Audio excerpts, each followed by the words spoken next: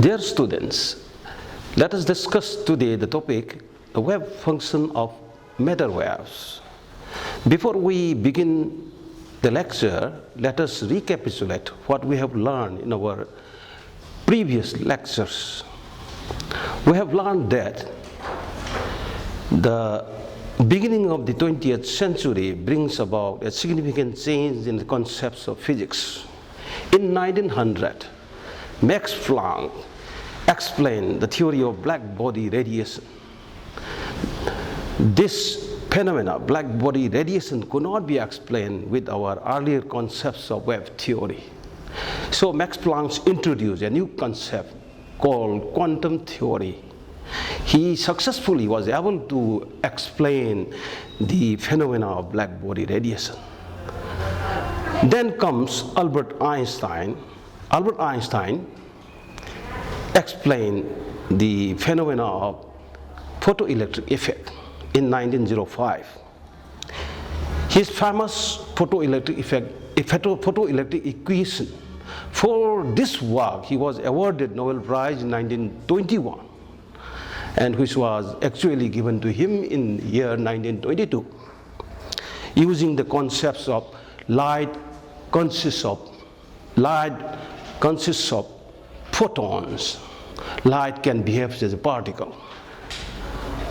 And later on, Compton also supported the particle nature of light with his famous experiment, Compton effect. Then, in the year 1924, there comes a French theoretical physicist called Louis de Broglie, pronounced as Broglie, a French pronunciation. And he put an hypothesis that if light can behave as a particle, why not matter can behave also as a wave? And he put his hypothesis that a particle moving with some velocity, possessing some momentum, has associated with a wave, the wave of which the wavelength is equal to h by p, equal to h by mv, where h is Planck's constant. This is just a hypothesis, his presumptions. But later on, in the year 1927, two American scientists, Davison and Zermer, working at Bell Laboratory, have verified the truthfulness of de Broglie's hypothesis by performing the experiment of diffraction with electrons. Electrons, you know, they are particles. These particles, when a beam of electrons strikes the nickel target, it exhibits the diffraction pattern. The theoretical value of the wavelength of light, calculated assuming lambda equal to h by p, is found to be consistent with Davison-Zermer's diffraction experiment using Bragg's formula. Lambda equal to d sine theta, where theta is the angle of glancing of the nickel crystal. These two values, theoretical values and experimental values, are in a very good agreement. Thereby it shows the particle electrons can behave as a wave, the wave nature. So now our task here is, we agreed particles also behave as a wave. But how we will describe the behavior of the wave? Let us examine what type of the wave equation will be suitable for describing the wave nature of the particle. The most important experiment to have a link with this diffraction of electron and the diffraction phenomena exhibited by electrons could be explained from this experiment. This is known as very famous double slit experiment. In case of optics, in our earlier classes, first year, second year classes, we have learned light, a monochromatic light, when it falls on two narrow double slits, lights are emitting in form of the wave fronts. When these wave fronts falls on the two slits, then Huygens principle says that every point on the wave front acts as a secondary source of wavelets. These wavelets, after passing through the two slits, they superpose each other, they interfere, and on a screen we will get a variation in the intensity of the light, maximum intensity at the central position, and alternate maxima and minima on both sides, left and right of the central maxima. This is known as diffraction pattern of light. In case of light, we see like this. So now we perform this experiment with the beam of electron. You see here, the beam of electrons are shot from a source known as electron guns. These electrons are moving towards the slit. Then we do not know these electrons in which hole they are moving, we do not know, but we receive on a screen. You see, in a screen we have fitted with an electron detector which can count how many numbers of electrons are arriving at the screen at this particular position. So you see, when we count the number of electrons arriving at different positions on the screen at a central position, in more physical term, I will say a large number of electrons are receiving numbered. The number of electrons is large. In the left and the side, in the left and the right of the central maxima, there are rich electrons, a little decreasing on both sides, just like the light does. Maximum at the central and alternate maxima and minima on both sides. When the electrons firing from the source, that is the electron gun, are approaching the two slits, that much we know. We do not know whether this particular electron is passing through slit number 1 or number 2. We can't say that, because we have already learned that Heisenberg's uncertainty principle. If we locate the exact position of the electron, we can't say about the motion, that is the momentum, because Heisenberg principle protects quantum mechanics. We cannot precisely measure the position and velocity at the same time. If we can measure the position very accurately, then the velocity will be lost. That means we can't measure both the position and velocity.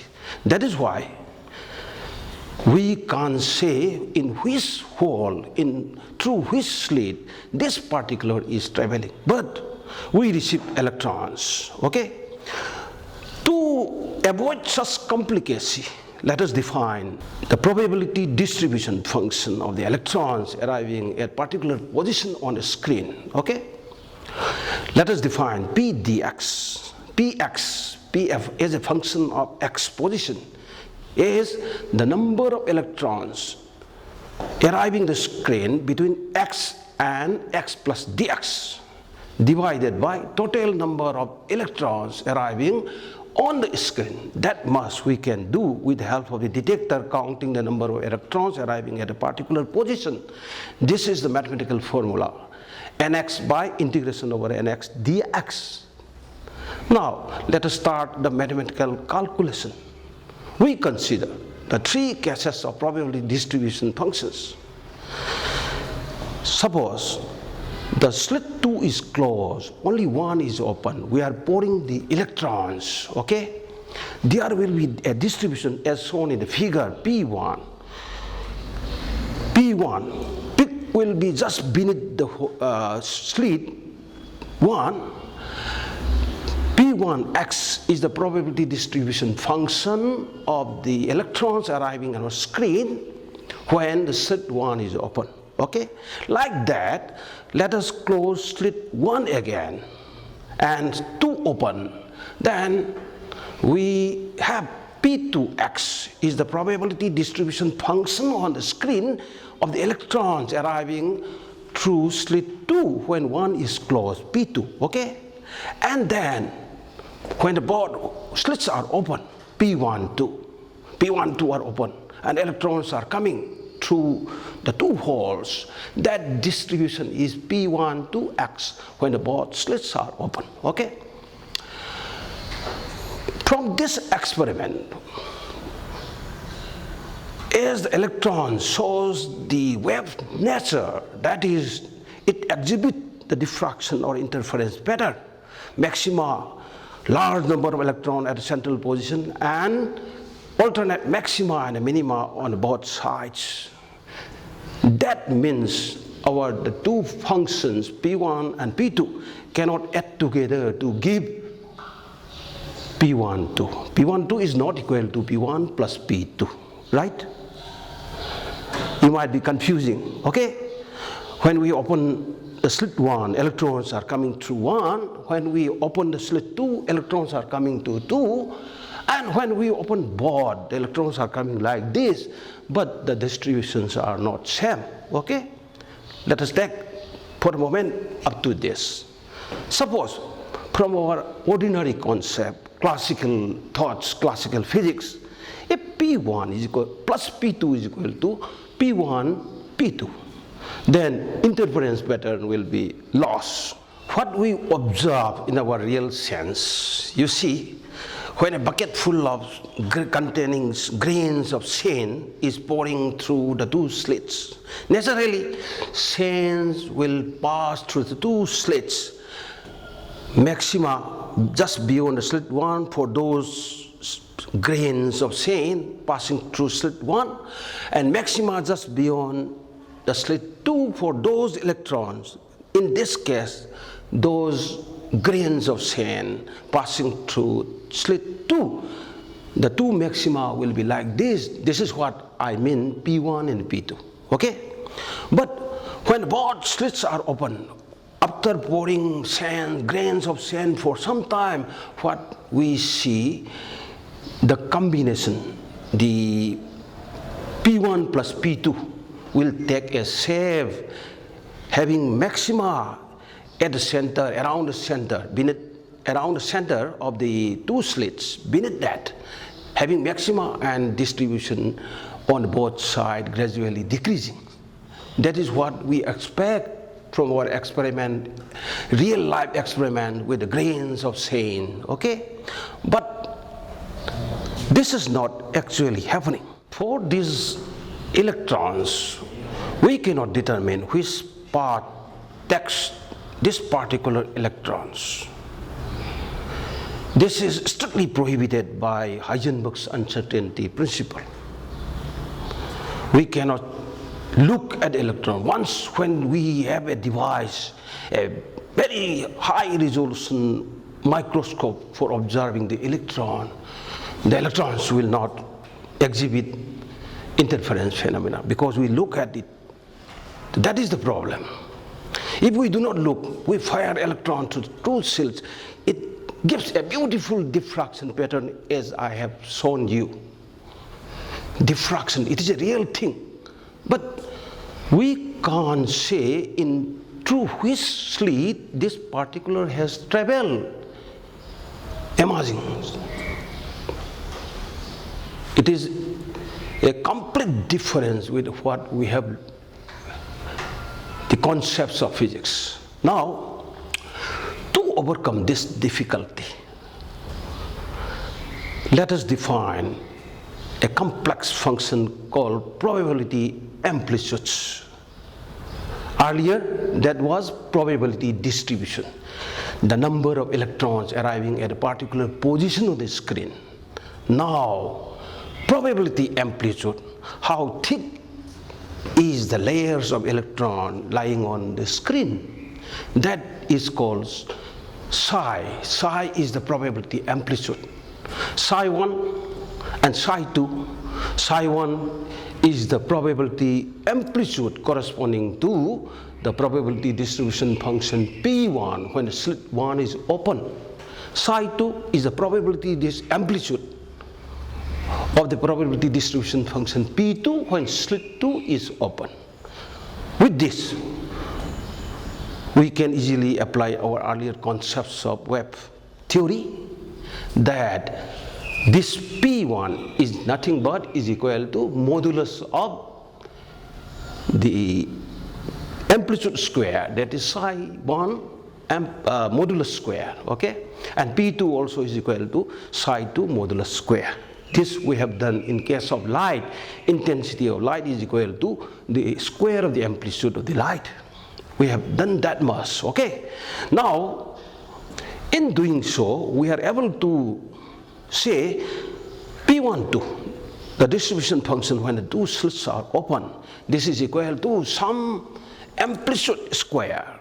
That is P12 is equal to psi 1 to modulus square.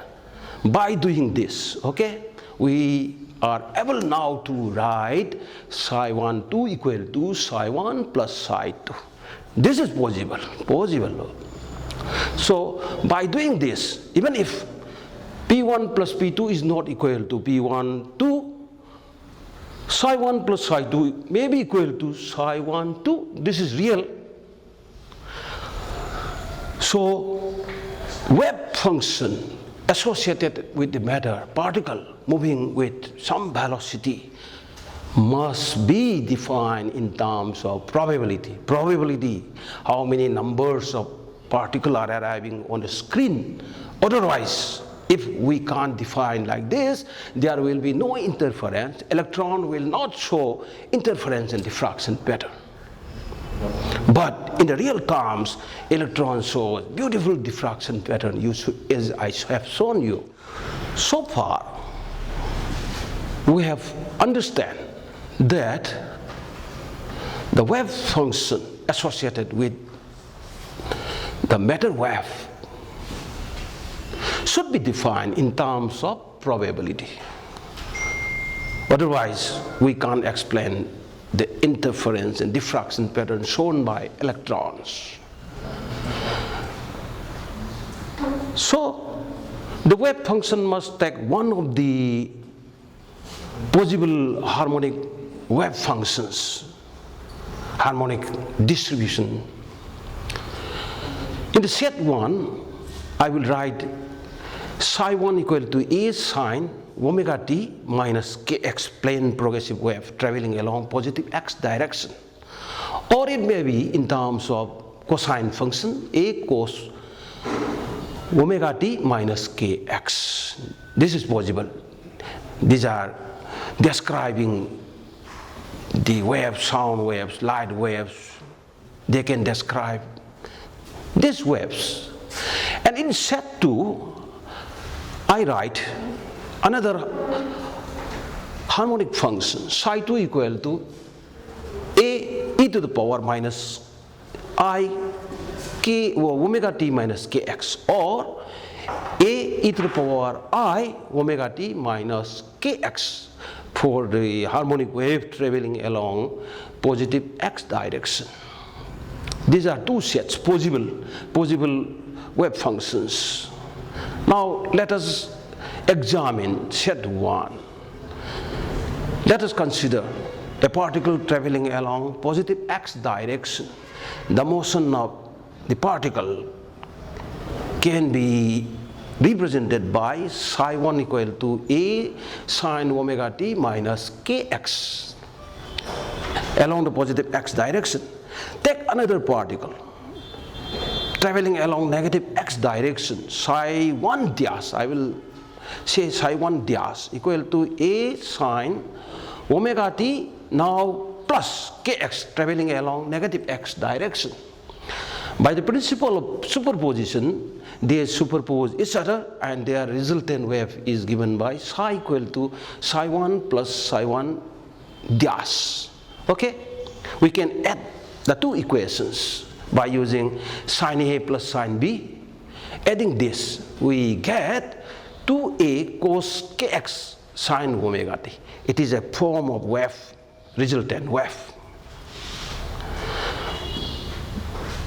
You see, the two waves superpose and the resultant wave is packets of wave. Okay? At time t equal to 0, if this wave represents the matter wave, then at time t equal to 0, sine 0, 0, psi is equal to 0. Psi is 0. Psi, what is psi? Psi is the probability of arriving the particle. This is 0. This means that probability of finding the particle is 0 everywhere, and the particle is lost. The particle cannot be lost. It cannot be disappeared. So this type of wave is not an acceptable wave. This cannot represent our matter waves. Now, let us examine the wave function of type set 2, psi 2 equal to A e to the power minus I omega t minus kx for the particle traveling along positive x direction, and psi 2 dash equal to A e to the power minus I omega t now plus kx for the particle traveling along minus x direction. The two waves superpose each other. By the principle of superposition, the resultant wave is given by psi equal to psi 2 plus psi 2 dash. This wave function is a complex function of the form e to the power minus I theta. It contains real and imaginary parts. The real part is cos theta, imaginary part is I sin theta. Like that, we can expand this in terms of real and complex numbers. Adding to, combining the real quantities, combining the real imaginary quantities, we get the resultant wave is equal to psi equal to 2A cos kx e to the power minus I omega t. Okay, this is the resultant wave representing the combination of the groups of the waves forming a wave package. Now here, let us see again. At time t is equal to 0, you can take any time, any arbitrary time, but for earlier at time t is equal to 0, psi is 0, probability is lost, no, the particle is lost. Now at time t is equal to 0, e to the power 0, 1, psi equal to twice A cos kx. This implies that the wave function psi does not vanish everywhere, and the particle can be found inside the wave packet. So the wave function of this type 2, psi equal to e to the power minus I omega t minus kx, or psi equal to A e to the power minus e to the power I omega t minus kx, is an acceptable wave function representing the matter wave. Now, the reality of the wave function. Is the wave function real? Can it represent the particle moving with some velocity and its wave? The wave function, we know that it consists of real and imaginary parts. It is a complex variable function. Let us take psi equal to A plus IB, where A and B are real and I equal to, we know this is equal to root over minus 1. Taking complex conjugate of psi, psi star equal to A minus, changing the sign of imaginary number I and B, A minus I B, multiplying psi with psi star, A plus B into A minus B, A square plus B square, A square minus B square, okay? Then let P equal to psi star. This is equal to A square plus B square, because I square equal to minus 1. Okay? So this becomes A square plus B square. A square, modulus of A square plus modulus of IB square is nothing but modulus of psi square. This is equal to P. P equal to the square of the probability amplitude. Okay? Square of the wave function psi square. This is the probability density. That is the probability of finding the particle per unit length in case of one-dimensional motion, or probability of finding the particle per unit volume in case of particle moving in a three-dimension space. Now we know P. P is the probability density, probability per unit something, okay? Now P dx, a small displacement dx, a small distance dx, P dx is the probability of finding the particle at the position between x and x plus dx, okay? Over a small length, if we wish to find a particle, what is the probability? How many particles will be arriving at this position? It is given by P dx, okay? But if we want to find the particle is moving along consider at one-dimensional space, one-dimensional line over which the particle is moving. We want to find the particle. Probability of finding the particle over the entire line is given by integration over P dx from minus infinity to plus infinity.